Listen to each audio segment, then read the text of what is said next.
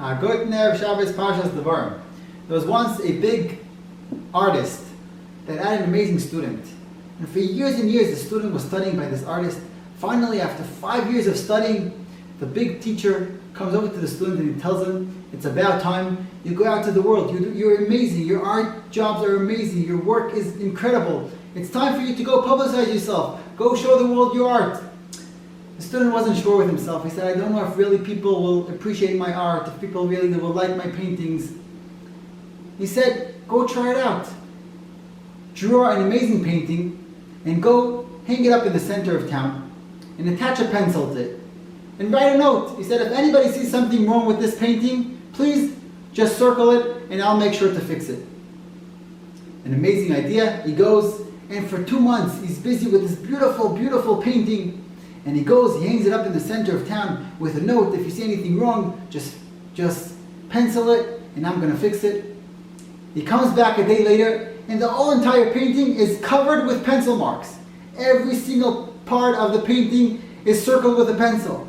He takes the painting and he goes running back to his teacher. See, I told you, nobody appreciates my art. I'm studying for 5 years for nothing. He says, calm down.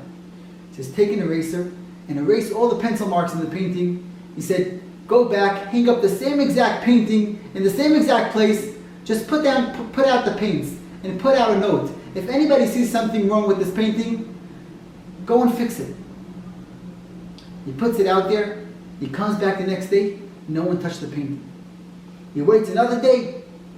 No one touched the painting. He comes back to his teacher and he says, what's going on here? No one touched the painting. He said, I want to teach you a lesson. He said, many people in life are there to criticize you. He said, but very few are the people that are really there to fix you. And this week's Parshas Devarim, the whole entire Parsha is one big rebuke, one big Musar Shmuz that Moshe Rabbeinu was giving Am Yisrael. He said, but suddenly in the middle of the Parsha, the Torah tells us when did this rebuke, when did this Shmuz take place? And the Torah says, Acharei akoso et Sichon melech ha'Amori asher yoshev b'cheshbon, ve'es Og melech ha'Bashan asher yoshev b'ashtoris be'edrei.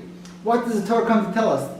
The Torah comes to tell us these Sichon and Og, these are the two evil powers that cause the person to sin. Sichon, the Torah says, asher yoshev b'cheshbon.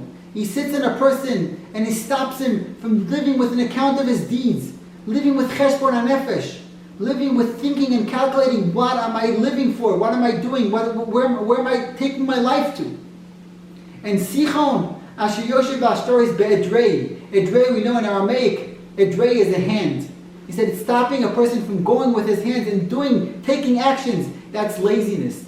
These are the two evil powers that's stopping a person from growth and causing a person to sin. Moshe Rabbeinu gave rebuke to the Jewish people only after he fixed the problem. Only after he went out, after he killed and he controlled these two evil powers. It's very fascinating that in the Torah, when the Torah gives the command and the mitzvah to give tochecha, to give rebuke, the word hocheach, the tam, the way you read it, is a ma'apach. It comes to teach us that only if you know that it's really going to cause a ma'apach, only if it's going to really cause a change by the person, only then go out and give the tochecha. Have a great Shabbos.